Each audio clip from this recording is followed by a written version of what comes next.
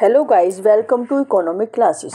Economic growth and international trade, इस paper के very short questions आपको समझाए जा रहे हैं। स्टार्ट करते हैं। जब दो देशों के व्यक्तियों के बीच व्यापार होता है तो उसको क्या कहते हैं? जब दो देशों के व्यक्तियों के बीच व्यापार होता है तो उसको अंतर्राष्ट्रीय व्यापार कहते हैं।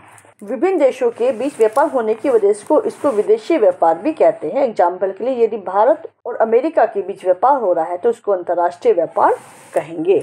नेक्स्ट, जिस देश की वस्तु की मांग किलो जितनी अधिक होगी उसे अंतर्राष्ट्रीय व्यापार से लाभ प्राप्त होगा उतना ही ज्यादा। यदि उसकी वस्तु की मांग किलो बेरोजगार है तो उस वस्तु की डिमांड दूसरी कंट्री में ज्यादा होगी और उसको उतने ही ज्यादा लाभ की प्राप्ति होगी। नेक्स्ट, जब देश के नागरिकों के बीच ही व्यापार होता है और देश की सीमा के बीच ही व्यापार होता है तो उसको कहते हैं आंतरिक व्यापार। इस प्रकार के व्यापार को घरेलू बाजार का व्यापार, आंतरिक व्यापार या अंतर्राज्यीय व्यापार भी कहते हैं, क्योंकि यह व्यापार एक ही देश के विभिन्न स्थानों पर रहने वाले व्यापारियों के बीच किया जाता है। नेक्स्ट, तुलनात्मक लागत के सिद्धांत में मिल के द्वारा किए गए संशोधन को पुकारा गया है प्रतिपूरक मांग के सिद्धांत के नाम से।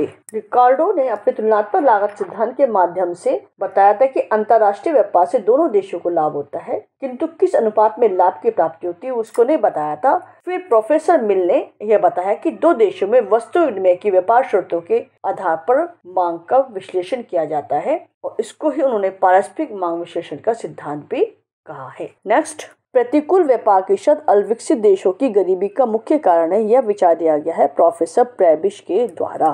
नेक्स्ट, वस्तु के क्रय विक्रय, विनिमय और वितरण को कहते हैं व्यापार। प्राचीन काल से ही संसार में लेन देन की शुरुआत होती रही है, लेन देन होता रहा है, वस्तुओं को खरीद फरोख्त होती रही है, विनिमय और वितरण भी होता रहा है, तो उसी को व्यापार कहते हैं। नेक्स्ट, जो टैरिफ देश के आर्थिक कल्याण को अधिकतम करता है उसको क्या कहते हैं? इस तरह के टैरिफ को इष्टतम टैरिफ कहते हैं। टैरिफ लगाने से जब टैरिफ लगाने वाले देश को लाभ की प्राप्ति होती है तो यही टैरिफ सबसे ज्यादा अनुकूल होता है। वस्तु एवं साधनों के आवागमन पर लागू प्रतिबंधों को समाप्त करने के साथ साथ राष्ट्रीय आर्थिक नीतियों में भी सामंजस्य को स्थापित किया जाता है आर्थिक यूनियन के अंतर्गत। नेक्स्ट, जब सदस्य देश व्यापार संबंधी बंधनों को समाप्त कर देते हैं अपितु कुछ अन्य देशों को भी इस प्रकार की सुविधा प्रदान करते हैं तो उसको कहते हैं कस्टम यूनियन। कस्टम यूनियन एक समूह के सदस्यों के बीच एक ऐसा समझौता होता है जिसकी वजह से जो सदस्य देश हैं उनके बीच व्यापार में से समस्त टैरिफ को हटा दिया जाता है, किंतु समूह के बाहर के देशों के लिए ये सभी देश समान रूप से इंपोर्ट टैक्स का प्रयोग करते हैं, टैरिफ को लगाते हैं। नेक्स्ट, जब प्रशुल्क वस्तुओं के गुणों, मूल्यों अथवा देशों के आधार पर लगाए जाते हैं तो उसको क्या कहते हैं? इस तरह से लगाए गए टैरिफ को श्रृंखलाबद्ध दरों पर प्रशुल्क कहते हैं। जैसे आवश्यक वस्तुओं पर कम टैक्स लगाया जाता है और विलासिता की लग्जरी गुड्स पर ज्यादा टैक्स लगाया जाता है। नेक्स्ट, जब हम विदेशी वस्तुओं को क्रय करते हैं तो विदेशियों को मुद्रा प्राप्त होती है, किंतु जब हम देशी वस्तुओं का क्रय करते हैं तो वस्तुएं और मुद्राएं हमें ही प्राप्त होती है। यह परिभाषा दी गई है प्रोफेसर लिंकन के द्वारा। इस तर्क का आधार है कि जब हम विदेशों से वस्तुओं को इंपोर्ट करते हैं तो हमें केवल वस्तुएं प्राप्त होती है और हमारा जो रुपया विदेशों को चला जाता है, किंतु जब हम इन वस्तुओं को अपने देश में ही खरीदते हैं तो हमको वस्तु भी मिलती है और हमारा पैसा भी हमारी कंट्री में ही रह जाता है। इसलिए प्रोटेक्शन के द्वारा हमें अपने गृह उद्योगों को, अपने देश की कंट्री के उद्योगों का विकास किया जाना चाहिए। नेक्स्ट, जब निष्पक्ष होकर प्रत्येक देश से आयातित तथा सभी प्रकार की वस्तुओं पर समान दर से टैरिफ को लगाया जाता है तो उसको एकाकी स्तंभ प्रशुल्क यानी कि सिंगल कॉलम टैरिफ कहते हैं। इस प्रकार के टैरिफ में आयातित वस्तुओं को देश तथा वस्तुओं के गुणों के आधार पर इनमें भेद नहीं किया जाता। नेक्स्ट, आंतरिक व्यापार हमारे बीच में और अंतर्राष्ट्रीय व्यापार हमारे और उनके बीच में होता है। ये कथन दिया गया है प्रोफेसर लिस्ट के द्वारा। बाजार मूल्य और वास्तविक लागत परस्पर संबंधित होते हैं, यह कथन दिया गया है प्रोफेसर जैकब वाइनर के द्वारा। प्रोफेसर वाइनर ने कहा है कि जब तक वस्तुओं के जो प्राइसेस हैं वो लगभग वास्तविक लागतों के अनुरूप नहीं होते हैं तब तक तुलनात्मक लागत का सिद्धांत स्वतंत्र व्यापार के पक्ष में पर्याप्त मान्यता को स्थापित नहीं कर पाता है। नेक्स्ट, बाजार मूल्य और वास्तविक लागत परस्पर संबंधित होते हैं, यह कथन किसके द्वारा दिया गया है? बाजार मूल्य वास्तविक लागत परस्पर संबंधित होते हैं, प्रोफेसर जैकब वाइनर के द्वारा यह कथन दिया गया है। उन्होंने बताया है कि जब तक वस्तु की प्राइस लगभग वास्तविक लागतों के अनुरूप नहीं होती, तब तक तुलनात्मक लागत का सिद्धांत स्वतंत्र व्यापार के पक्ष में नहीं होता है। नेक्स्ट, व्यापार से बड़े देश और छोटे देशों की अपेक्षा कम लाभ प्राप्त करते हैं। यानी कि ये कथन किसके द्वारा दिया गया? मिल के द्वारा दिया गया है। उन्होंने कहा है कि व्यापार होने से बड़े देशों को लाभ की प्राप्ति कम होती है, क्योंकि छोटे देश अधिकतर उन्हीं वस्तुओं का आयात करते हैं, उन्हीं वस्तुओं को मंगाते हैं जो वस्तु उनकी कंट्री के लोगों को ज्यादा जरूरी होती है, जिन वस्तुओं की लोच बेरोजगार होती है। नेक्स्ट, मिल का सिद्धांत व्यापार की वस्तु विनिमय प्रणाली पर आधारित है। यह मान्यता किसके द्वारा दी गई है? प्रोफेसर जेवंस के द्वारा यह मान्यता दी गई है। जेवंस ने कहा है कि यह प्रणाली अंतर्राष्ट्रीय व्यापार से उत्पन्न होने वाले जो लाभ होते हैं उनकी ठीक ठीक माप को प्रस्तुत नहीं करता है। नेक्स्ट, संरक्षित उद्योगों को रक्त की कमी उनके व्यस्त होने तक बनी रहेगी और आगे भी संरक्षण यदि प्रदान किया जाता रहेगा। ये डेफिनेशन दी गई है प्रोफेसर एल्सवर्थ के द्वारा। प्रोफेसर एल्सवर्थ ने संरक्षण के तर्क की आलोचना की है। उन्होंने कहा है कि संरक्षण देना तो ठीक है, लेकिन कभी कभी संरक्षण देने से उद्योगों को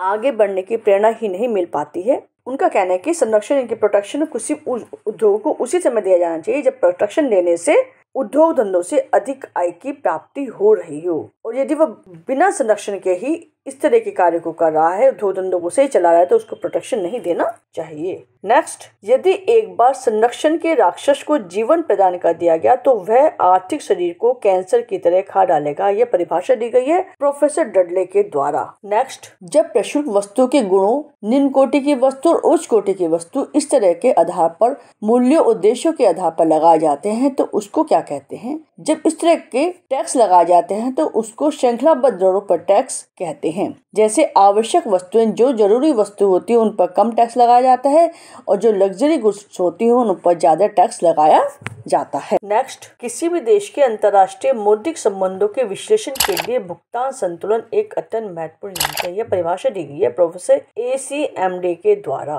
नेक्स्ट, एक देश का व्यापार संतुलन वह संबंध है जो कि एक निश्चित अवधि के भीतर आयात निर्यात के मूल्य के बीच में होता है। यह परिभाषा दी गई है प्रोफेसर बेनम के द्वारा। किसी भी देश का जो व्यापार संतुलन होता है, बैलेंस ऑफ ट्रेड होता है, वह उस देश के इम्पोर्ट और एक्सपोर्ट के संबंधों को बताता है। नेक्स्ट, जब किसी देश में आयात का मूल्य निर्यात के मूल्य की तुलना में अधिक होता है तब उसको क्या कहते हैं? जब किसी भी कंट्री में ऐसा हो जाता है कि इंपोर्ट वस्तु का मूल्य ज्यादा हो जाता है एक्सपोर्ट की गई वस्तु से, तब उस देश का व्यापार संतुलन प्रतिकूल हो जाता है। उस कंट्री की देनदारियां उस कंट्री की लेनदारियों से ज्यादा हो जाती है, यानी कि अब उसको अपनी कंट्री का पैसा ज्यादा बाहर भेजना पड़ेगा क्योंकि उसने वस्तु का इंपोर्ट ज्यादा किया है। नेक्स्ट, जब किसी देश में एक निश्चित अवधि में आयात का मूल्य निर्यात के मूल्य की तुलना में कम होता है तब उस कंट्री का व्यापार संतुलन कैसा होता है? जब किसी भी कंट्री में एक टाइम पीरियड में इंपोर्ट की गई गुड्स का प्राइसेस एक्सपोर्ट की गई गुड्स के प्राइसेस की कंपैरिजन में कम होता है तब उस कंट्री का व्यापार संतुलन उस कंट्री के फेवर में होता है, यानी कि व्यापार संतुलन उस कंट्री के लिए अनुकूल होता है। नेक्स्ट, जब किसी भी देश के आयात के मूल्य निर्यात के मूल्य के बराबर होते हैं तो उस कंट्री का व्यापार संतुलन बैलेंस ऑफ ट्रेड किस कंडीशन में होता है? जब किसी भी कंट्री में इंपोर्ट और एक्सपोर्ट की गई गुड्स के प्राइसेस इक्वल होते हैं तो बैलेंस ऑफ ट्रेड साम्य की अवस्था में यानी कि इक्वल ही होता है। नेक्स्ट, किसी भी देश का भुगतान शेष उस कंट्री का किस बात का मापक है? किसी भी देश का भुगतान शेष उस कंट्री का आर्थिक मापक होता है, उस कंट्री का बैरोमीटर होता है वह। उससे ये पता चलता है कि किसी भी देश का भुगतान शेष यदि अनुकूल है, हमेशा संतुलन में रहता है, तो वह उस कंट्री के लिए बहुत ही अच्छी कंडीशन होती है, इकोनॉमिक कंडीशन अच्छी होती है उस कंट्री के लिए। नेक्स्ट, जब सरकार कुछ व्यापारियों को ही वस्तुओं को आयात करने का अनुज्ञा पत्र देती है तो इसको क्या कहते हैं? इस प्रणाली को क्या कहते हैं? जब किसी भी कंट्री के गवर्नमेंट अपनी कंट्री के बिजनेसमैन को बाहर से इंपोर्ट करने के लिए कुछ गुड्स को लाइसेंस देती है तो इस प्रणाली को लाइसेंस कोटा प्रणाली कहते हैं। नेक्स्ट, एक देश जिसका भुगतान संतुलन असाम्य की स्थिति में होता है तो वह किस नीति को अपना सकता है? जब किसी भी कंट्री का बैलेंस ऑफ पेमेंट को नहीं हो पाता है, असमय हो जाता है, तो वह कंट्री स्वर्ण निर्यात को अपना सकती है। नेक्स्ट, व्यापार संतुलन की तुलना में भुगतान संतुलन अधिक व्यापक होता है, क्या कारण है? व्यापार संतुलन की तुलना में भुगतान संतुलन अधिक व्यापक इसलिए है क्योंकि इसमें दृश्य मदों के अलावा अदृश्य मदों को भी शामिल किया जाता है, यानी कि विजिबल आइटम्स और इनविजिबल आइटम दोनों को इंक्लूड किया जाता है। विजिबल आइटम्स वो होते हैं जिसमें समस्त लेन देन किए जाते हैं और किसी भी कंट्री से जाने वाली या इसमें प्रवेश करने वाली वस्तुओं को देखा जा सकता है और इनको बंदरगाह पर भी लिखा जाता है। और इनविजिबल आइटम्स वो होते हैं जो दिखाई नहीं देते, जैसे कि इनके अंदर वो सेवाएं आती, वो सर्विसेज आती हैं, जैसे बैंकिंग की, LIC की, एजुकेशन की, और वो विदेशी सरकारों के द्वारा खर्च किए जाते हैं और उपहार आदि को भी इनमें समावेश यानी कि इंक्लूड किया जाता है। नेक्स्ट, विदेशों से प्राप्त उपहार भुगतान संतुलन की डेबिट एंट्री में नहीं होते हैं। उपहार देने वाला जो भी कंट्री उपहार दे रही है, गिफ्ट दे रही है, उस कंट्री के लिए यह अदृश्य आयात यानी कि इनविजिबल इंपोर्ट होता है और इसका उल्लेख भुगतान संतुलन यानी कि बैलेंस ऑफ पेमेंट में जो देनदारी वाले पक्ष उसमें किया जाता है, यानी इसको क्रेडिट एंट्री में इंक्लूड किया जाता है। नेक्स्ट, वस्तुओं का इंपोर्ट, सेवाओं का इंपोर्ट, विदेशियों के द्वारा खरीदी गई परिसंपत्तियां, इन सबको बैलेंस ऑफ पेमेंट की किस एंट्री में इंक्लूड किया जाता है? जितनी भी गुड्स को हम इंपोर्ट करते हैं या सेवा को इंपोर्ट करते हैं, उन सबको बैलेंस ऑफ पेमेंट की डेबिट एंट्री में इंक्लूड किया जाता है। वस्तु की क्रेडिट एंट्री में वस्तु के निर्यात से संबंधित जितनी भी चीजें होती हैं, चाहे वो बीमा सेवा हो, शिक्षा सेवा हो, उन सबको इंक्लूड किया जाता है। नेक्स्ट, किसी भी देश का भुगतान संतुलन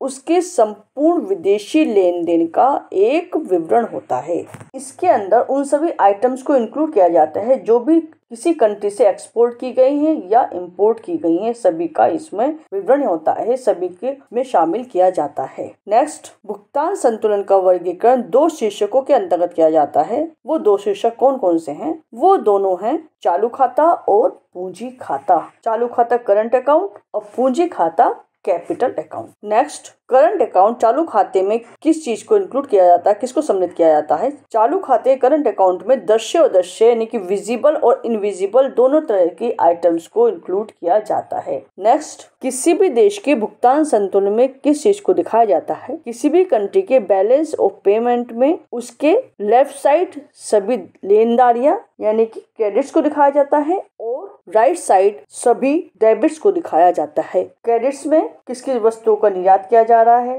दूसरी कंट्रियों से क्या क्या सेवाएं हम अपनी कंट्री में प्राप्त कर रहे हैं, विदेशों से प्राप्त होने वाले क्या क्या उपहार है, क्या क्या दान है, विदेशी पर्यटकों छात्रों के द्वारा कितना खर्चा किया जा रहा है, कितना उन पर कितना खर्च किया जा रहा है, इन सबको इसमें दिखाया जाता है। और जो डेबिट साइड्स है उसमें इंपोर्ट की होगी वस्तुओं को दिखाया जाता है और उसमें भी इंपोर्ट की गई सेवाओं को दिखाया जाता है, चाहे बैंकिंग की हो, चाहे एजुकेशन संबंधित हो, चाहे बीमे संबंधित हो, सभी को दिखाया जाता है। नेक्स्ट, दृश्य मदों को यानी कि विजिबल आइटम्स को कहां पर लेखांकित कर लिया जाता है? दृश्य मदों को बंदरगाहों पर लेखांकित कर लिया जाता है। एक देश के द्वारा जिन वस्तुओं का निर्यात किया जाता है, जिन वस्तुओं को एक्सपोर्ट किया जाता है, उनको किस साइड रखा जाता है? जिन वस्तुओं को एक्सपोर्ट किया जाता है उनको क्रेडिट साइड में रखा जाता है, जिसको समाकलन पक्ष भी बोलते हैं। नेक्स्ट, एक कंट्री के द्वारा जिन वस्तुओं को इंपोर्ट किया जाता है उनको किस साइड रखा जाता है? उनको डेबिट साइड यानी कि राइट साइड दाईं ओर रखा